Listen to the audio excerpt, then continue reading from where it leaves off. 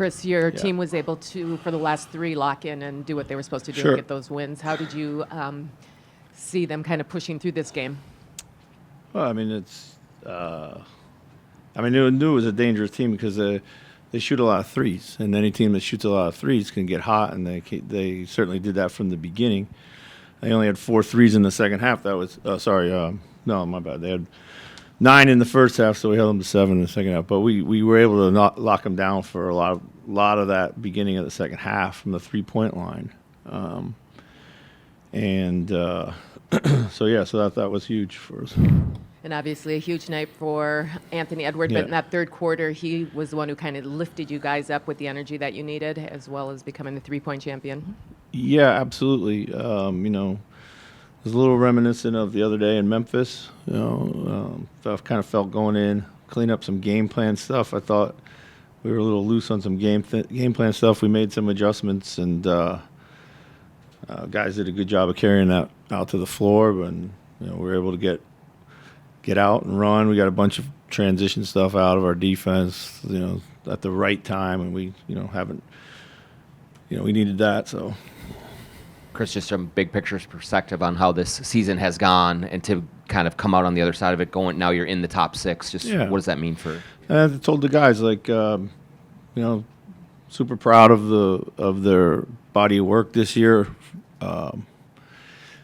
We didn't make a big trade in the middle of the season to sort things out. We didn't fire coaches to try to sort things out. They sorted it out themselves. Those guys made the right adjustments and sacrifices, and figured out who they needed to be as a team. Still got a lot in front of us, but I thought all credit to those guys in there, because it mattered to them to figure it out, and we did, and they did. So. How do you feel just in general about how you're playing going into this now, and just where the team is at? I think we're playing pretty well. I think we gotta get some other guys get back playing to the level I think they need to. It was good to see a great game from Nas and Dante today. I think Dante shot the leather off the ball, but Nas made a lot of just hustle plays, offensive rebounds, things that you just have to do when your shot's not going in, so it's good to see those guys, and they've played well. A couple of the last few games, and they've been playing well, but not hadn't been connecting on the shots. So pretty good. Most important thing is we got a day off. Guys have been pushing super hard, mentally and physically, and we get to regroup and figure out who we play, where we play, and what the week looks like. I think we saw it last year, but what is the value of this week versus having to go the other route and maybe play 1 or 2 games and having no rest and no preparation time? Yeah, I think it's huge, right? I think it's definitely just for game planning purposes alone. Gives you a ton of time. Talk about what you want to do, what your plan B might be. Offensively and defensively, you don't often get the time to prepare offensively. Most game planning is focused around the defense and then sprinkle in some offense. So, I know a couple of years ago when we played Denver and coming out of that play-in tournament, we got walloped in the first game. We're spent, mentally and physically spent. And it really kind of took us until late in the second game to really kind of find our feet again. So I think it's huge. Really, really valuable. Was there intentionality about getting the ball inside in the second half? Was that the message? Yeah, we shoot the ball really well from 3, but we also have to recognize when they don't have rim protection, and we got to keep going there and go there, and whether it be on the roll, on the drive. And so, we talked about that at halftime. And there are obviously reasons for it, but you often start games, not the first shot, but generally the first group of possessions, shooting a lot of threes. Yeah. Is that something you think translates well to the playoffs? It matters on the matchup? I think, of course, you'd like to be aggressive, but I thought the threes we took tonight were open for the most part.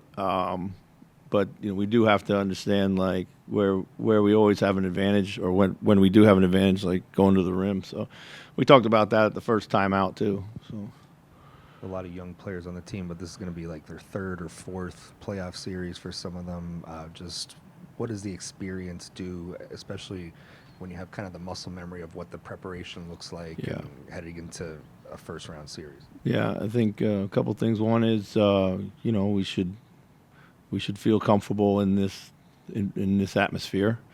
Coming into the playoffs last year, like we were a little bit concerned about how Jaden would play, and because they had missed with injuries the year prior. Now they've got that experience, played really well through the playoffs last year. So it's equally important for the guys who are, at the end of the bench, you're going to run the scout team, that they get locked in and get us prepared by, knowing what our opponent is going to do and how they're going to do it. So it's a group effort all the way 1 through 18 when you are preparing and playing in the playoffs. So.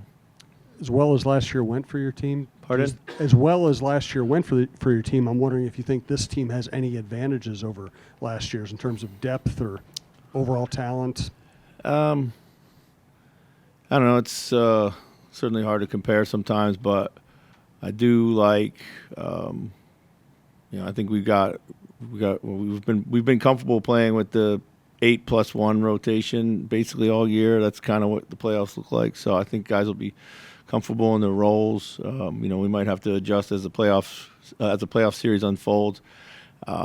Last year with our size, we were very different, but there were certain matchup issues at times that we also had to try to compensate for. This year, I feel like defensively might be a little bit more, versatile, and also some on-demand scoring too. I think, so I don't know. We'll just have to see how it plays out. But Chris, what's the value of familiarity in a playoff series if you're playing a team that you've played a bunch or a team that maybe you haven't seen at all? Yeah, I think, it's huge. I mean, I don't know, we know Denver so well. As an example, we've played them in excess of 20 times. So, of course, you're going to know people. Whenever you get into a playoff series with a team, you learn a lot about them quickly. I mean, and things that you didn't necessarily have to the forefront of your mind. That's how we feel about Dallas too. But you got to throw the regular season out the window. Familiarity can help, but as we saw last year in the Phoenix series, people can reverse course on you, and so it's a whole new ball game, whole nother season.